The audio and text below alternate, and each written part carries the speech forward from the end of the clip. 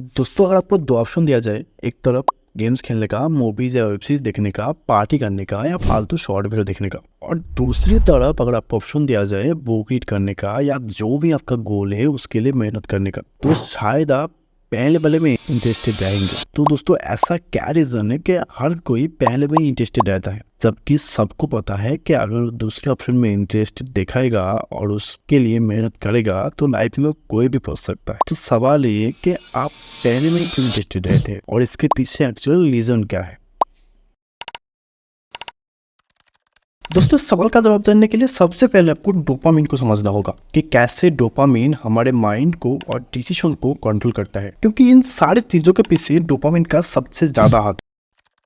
Dopamine actually एक pleasure molecule है और दिमाग के अंदर एक तरह का न्यूरोट्रांसमीटर एंड हार्मोन है जो आपके बॉडी फंक्शन पे बहुत ज्यादा रोल प्ले करता है, जैसे कि मूवमेंट, मेमोरी, प्लेजरेबिलिटी और मोटिवेशन। दोस्तों मैं इसका केमिकल फॉर्म में नहीं जाऊंगा, बस इतना समझ लीजिए कि आप जो भी एक्टिविटी करते हैं उसमें या तो डोपामिन ज्यादा रिलीज होती है या तो कम रिलीज होती है। हम अपने दिमाग पे अलग अलग काम के लिए डोपामिन को सेट करते हैं। जो काम हमें अच्छे लगते हैं, जिनका रिजल्ट अनसर्टेन होता है और जिसपे हमें इंस्टेंट रिवॉर्ड मिलता है, उसमें डोपामिन ज्यादा रिलीज होती है और उसके लिए हम उस काम को सबसे पहले करते हैं, जैसे सोशल मीडिया घटना, नोटिफिकेशन चेक करना, गेम्स खेलना। और दोस्तों इसी तरह जो काम करने में आपको पेशेंट लगते हैं उसमें डोपामिन कम रिलीज होती है, जैसे बुक रीड करना। दोस्तों अगर आप किसी भी चीज कर रहे हो और उसमें ज्यादा डोपामिन रिलीज होती है और आप उस चीज को बार बार कर रहे हो तो वो चीज आपकी एडिक्शन में बदल सकती है। जैसे कोई भी अगर फर्स्ट टाइम ड्रग्स लेता है तो जाहिर सी बात है मजा तो आएगा ही, और जितना भी ड्रग्स लेने पर मजा आते हैं बाद में उतना ड्रग्स से उसको मजा नहीं आते और उसको और भी ज्यादा ड्रग्स लेना पड़ता है, क्योंकि जब वो फर्स्ट टाइम ड्रग्स लेता है तो उसको डोपामिन नॉर्मल से ज्यादा रिलीज होती है और बाद में ज्यादा डोपामिन रिलीज होना उसके लिए नॉर्मल हो जाता है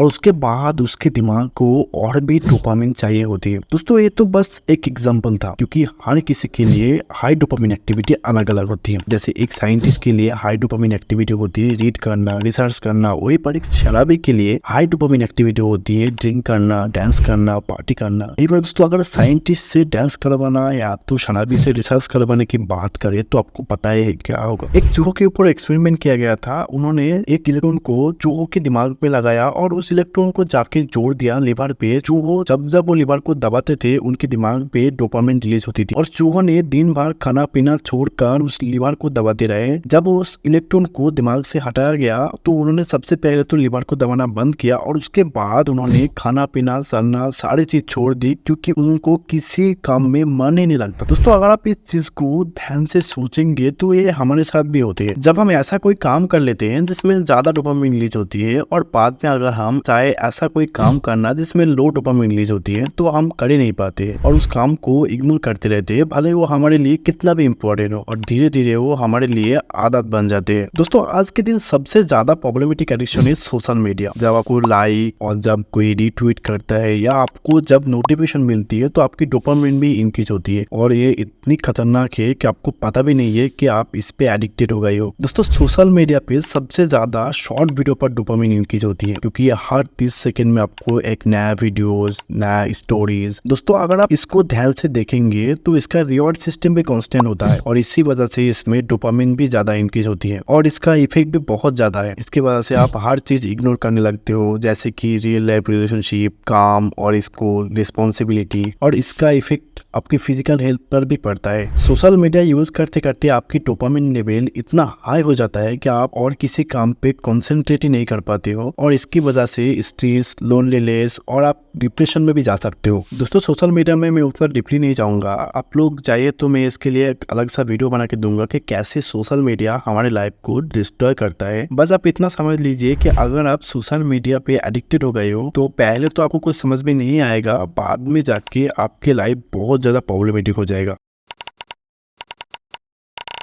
तो दोस्तों इसका सॉल्यूशन क्या है? अगर आपका डोपामिन लेवल हाई हो जाता है तो इसको लो लेवल में कैसे लेके आएंगे ताकि हम कंसंट्रेट कर सके उस काम में जो काम हम एक्चुअल में करना चाहते हैं। इसके लिए आपको सबसे पहले ऑब्जर्व करना होगा कि आपके लिए हाई डोपामिन एक्टिविटी कौन सा है और लो डोपामिन एक्टिविटी कौन सा है। और जब आप ऑब्जर्व कर लोगे तो पहले ऑप्शन तो ये कि आप एकदम से हाई डोपामिन एक्टिविटी करना बंद कर दो। पता है ये करना पॉसिबल नहीं है, लेकिन आप कोशिश कर सकते हो। या तो आप वीक में एक दिन हाई डोपामिन एक्टिविटी करना बंद कर दो और जो भी आपके लिए लो डोपामिन एक्टिविटी है वो करो और धीरे धीरे इसको वीक पे 2 दिन करने लगो और कुछ हफ्ते अंदर अंदर आप इसको इंक्रीज करते जाओ तो आपके डोपामिन धीरे धीरे डिक्रीज हो सकता है उस काम में जो काम आप नहीं करना चाहते हो। और दूसरा ऑप्शन ये है कि आप पहले तो लो डोपामिन एक्टिविटी करें और उसके बाद हाई डोपामिन एक्टिविटी करें एज ए रिवॉर्ड।